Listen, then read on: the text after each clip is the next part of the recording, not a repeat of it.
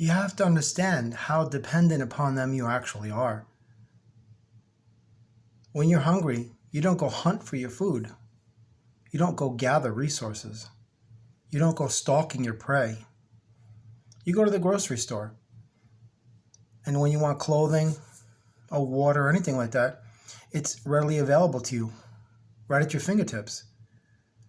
If you want to buy something, or there's something in your life that you feel that you don't have that you want, press of a button and it magically shows up at your doorstep within hours or days. So you don't realize how dependent upon them you've become, to such a detrimental degree that you have no more survival instincts or survival skills. So when they decide to pull the plug in all of this, where is that going to leave you? Because this matrix that they have established offers nothing but darkness and illusions. The egocentric imagination is the life force nucleus of all the illusions that you encounter on Earth. These are what you call problems that you manifest from nothing. You unnecessarily overcomplicate your life by always overthinking things, analyzing them to such a deteriorated degree that you are paralyzed with uncertainty and fear. This cripples your imagination, because now fear is in control of your imagination. It has been contaminated by the elements of malevolence. So when you operate in the density of this terrestrial milieu, what do you expect is going to pop up in your life? What do you think that you're going to encounter? The unwritten definition of insanity, and I'm not speaking clinical insanity, I'm just speaking in a pragmatic, prudent, common sense practicality, is to continually repeat the same behaviors over and over again, yet expect a completely and entirely different outcome. So if you're locked into this matrix, and all you want to behold is what they show you as truth, and all you choose to listen to is what they tell you is truth, and what they offer you is truth, this is a false light grid, then you will become a disingenuous individual because of it. You're not real. You have a false identity. You wear a metaphorical mask. It's like a masquerade that you perpetuate on the populations. You have this facade because you're afraid to show your true feelings and emotions, because then you feel that leaves you vulnerable and susceptible. You don't want to feel exposed to anyone else that can possibly use that against you or take advantage of you. This is the reason why people have become very apathetic and stoic. This is a society that reveres cruelty and condemns affection. If you see two people kissing in public, the first reaction from everyone is, ew, get a room. But if those very same people that made those harsh comments were given MMA tickets to watch two guys bludgeon each other to death in a ring, in an octagon, that's socially acceptable. That's okay. Watching two people beat each other to death, that's beautiful. Two people kissing in public, that's disgusting. And there, my friends, is the inherent dilemma within most of all of us, especially those individuals who are locked in this matrix. They think affection is something that should be shown behind closed doors in the form of sex.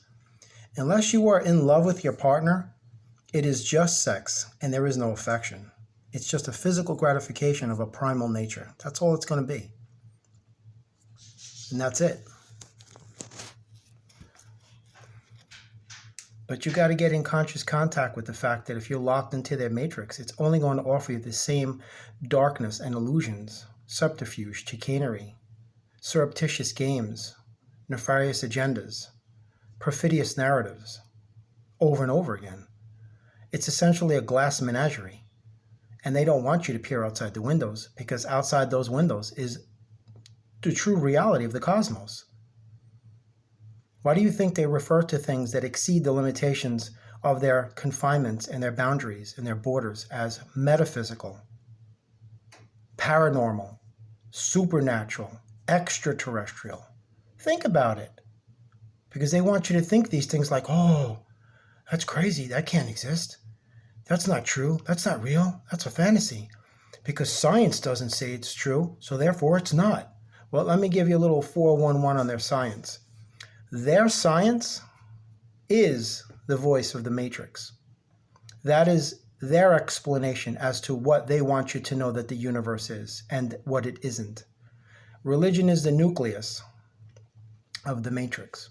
Science, Western medicine, politics, the industrial military complex, the pharmaceutical industry, telecommunications industry, the education system, that's essentially the infrastructure of the matrix. It's like these are like satellites, but religion is the hub. It is the nucleus of it. It's been around the longest. And this is how they proliferate their madness and perpetuate their agendas by perpetrating frauds upon all of us until you wake up and realize, hey, I'm being lied to. None of this is real. That which you believe to be reality has always actually been an illusion. All along. And they want to perpetuate that illusion for as long as possible that serves their nefarious agendas and their malevolent needs. And that is feasting off of you, keeping you suppressed, keeping you mitigated, keeping you diminished, keeping you devolved, isolated, when in fact it doesn't have to be that way. So if you feel that you're lacking something, that's because that has been spoon-fed into your mind. That, oh, I don't have money. Then you possess this lack, loss, absence mentality, and then you reinforce, you fortify it, and you bolster it because of the ego. Because I don't see it, therefore I don't believe it. Because in the physical, seeing is believing in a physical existence. But metaphysical, believing is knowing. That is where you have to possess an inner knowing within your own personal journey of your own truth. That I don't have to see something to know that it's there. What about the wind? Can't see it. Well, I can feel it. Exactly. That's how metaphysical elements work. You can't physically observe them because they're imperceivable. They're vibrating at such a high rate of frequency, your five senses can't detect them. The eyes of your soul can see everything because the eyes of your soul have a true vision. The eyes in your head, that's eyesight. You can have 20/20 eyesight and still be blind as a bat when it comes to the elements of the universe. You have to be able to differentiate between vision and sight. Persistence of vision is the cosmic mind of the soul.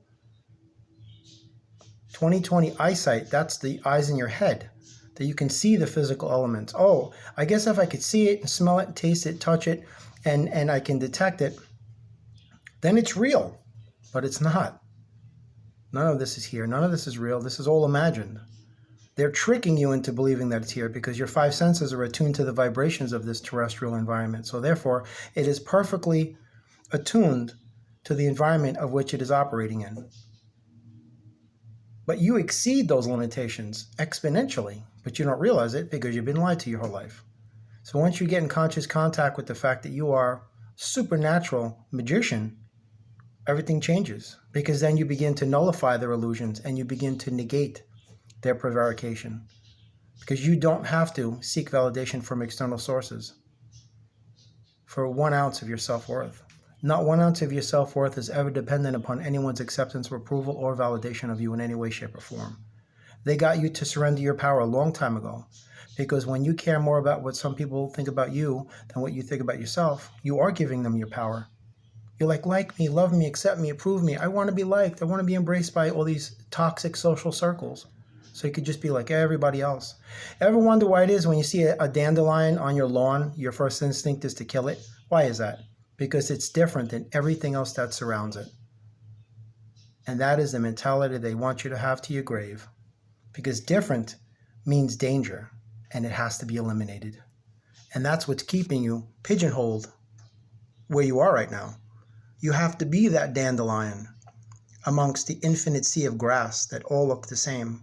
This homogeneity, this dystopian, tyrannical world they're trying to establish. But they're going to fail, like they all do. All of the megalomaniacal, egotistical maniacs who are malignant narcissists always fail with delusions of grandeur and total global domination because they're all fools. This is God's universe, brothers and sisters. You know, we're only here for a little while. We don't own anything, and we never will. Peace to you all. I hope these videos really help you. God bless.